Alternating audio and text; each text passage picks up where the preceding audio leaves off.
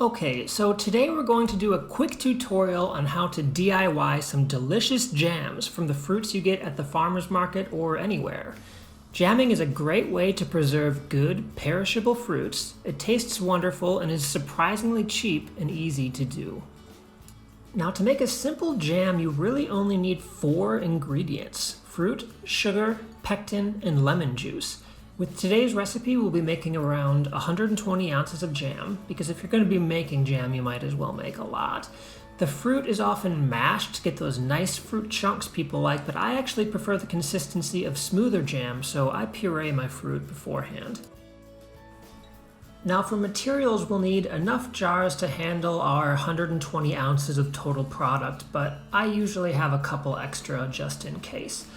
Also, we'll use 2 pots, one for combining and cooking our ingredients and one for the jamming and sealing process itself. The sealing pot needs to be big enough to handle all of your jars, and the metal grate is nice but not really needed.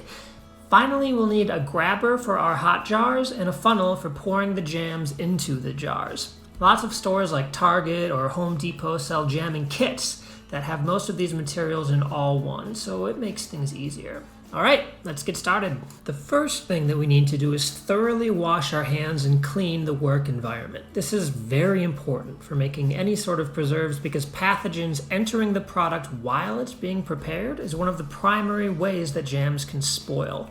Sanitation should always be at the forefront of your mind when making homemade jam. Next, we're going to place our empty jars without the lids or bands into our sealing pot and fill it with water.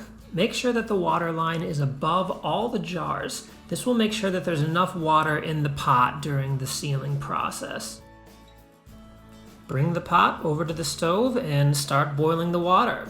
I keep the empty jars inside the pot during this process just to make sure that they're extra sanitized. Put your fruit into the cooking pot and bring it to a simmer over medium heat. Once the fruit mixture is bubbling, stir in your sugar, pectin, and lemon juice. Now, you may be tempted to use less sugar than what's called for in a jam recipe, but you really shouldn't. Jam has a chemical role to play in the jamming process in addition to making it sweet. The sugar interacts with the pectin to create the gel consistency in jam, and it also acts as a preservative that inhibits mold growth. If you want to use less sugar, make sure to use a recipe specifically for that purpose. You'll also probably need a different type of pectin, and don't expect it to last as long after opened. Hopefully by this time your sealing pot is boiling and the jars inside are thoroughly sanitized. Take your jar grabber and very carefully remove each jar, pour the water back into the pot, and place the jar on a clean surface. Next, we put on some oven mitts, take our thoroughly simmering jam mixture, and carefully pour it into each jar using the funnel. Now, this can be done with one person as I'm showing here, but 2 people really make it easier, with one person pouring and the other moving the funnel from jar to jar. Try to fill each jar within a 1/4 inch of the rim. After filling, we place the lids on each jar and secure the bands, not super tight, but hand tight. Then we carefully place the filled jars back into our boiling pot, cover it, and wait anywhere from 10 to 12 minutes.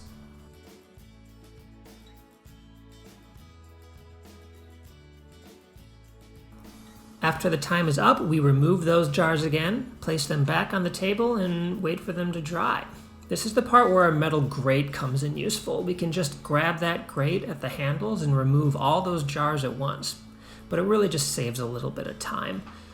After a few hours, press down on the top of your lid, and if it doesn't pop back up, you have a good seal.